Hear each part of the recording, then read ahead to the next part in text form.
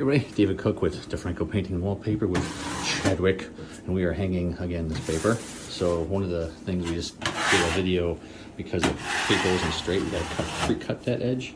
Well, now on this edge, because from the top to the bottom it's off by 3/8 of an inch, so Chad reset himself with a laser to go up, so he has got a straight line that goes all the way down. So the good and bad, it's straight. Bad is that corner from the top isn't going to match, but as we get down to the bottom it will.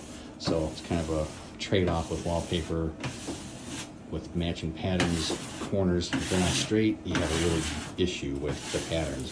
Or if the wall goes this way, has a wave in it, you won't have a pattern that matches either. But this one, just a matter of, this one is cut, it's 14.5 inches wide. So he just did the laser 14.5 and then over. So at the bottom, it'll be almost straight into the corner. At the top, we'll have an overlap of not quite 3/8 of an inch, but pretty close. But there you go.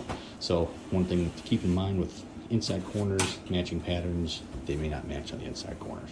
You guys got questions about installing paper, wallpaper for house, for business, home, office, what have you? It's called DeFranco Painting and Wallpaper. Chad will be happy to help you out.